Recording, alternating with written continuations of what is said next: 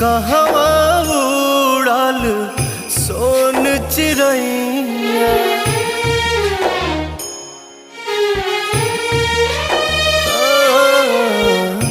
कहवा उड़ाल सोन चिड़ैया, हजूरी बीच से छूटल हो।